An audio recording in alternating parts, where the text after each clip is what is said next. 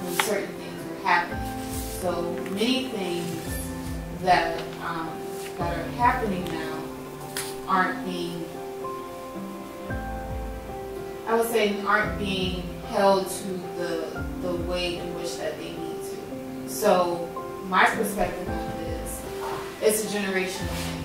You have a lot of movers and shakers who are of the younger generations, born in the in the 70s, 80s, 90s, who are coming, and they're trying to get their feet wet into politics so that they can make changes. But you have a lot of people who are still holding on when they should be retired and settling in before, leaving this world, still making a headway, still saying, no, this is not what's happening. No, this is not, we're not changing the law. No, no, no, no, no. Stopping progress. So we have to sit at the table and say, hey, we respect your opinion, but it's time for a change.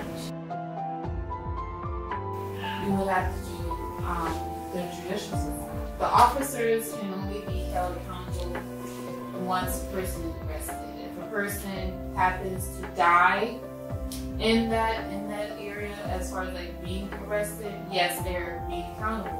But at the end of the day, they're doing their job to protect and serve the public. Now, some are very excessive and things happen and crimes happen, but they're not accountable, if you want to make that known. But for the majority and to make real change, the judicial system has to change. They have to stop categorizing someone who, sells weed, who's African American, 30 years, these mandatory minimums, that needs to be.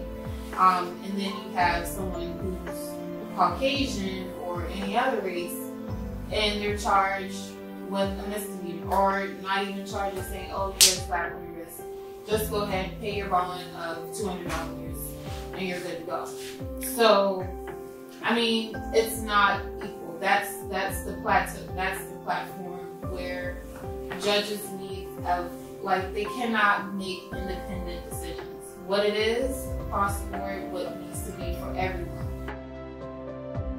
You are our leaders, you are our heroes, and we look up to you all to make the right choice. We depend on you, count on you every day to do the right things for our families, our children, our grandchildren, our legacy, so that they have a world where we can live to this day as well as in the future, where they're not being judged by the color of their skin, they're not being judged by the limitations that are set forth before them, whether it be economical, whether it be where they are, their status quo, their gender role, but it's all about equality as much as we can. And things are changing, and they're going to be the generation to be the revolutionaries. If we don't do it right, they'll make sure it is.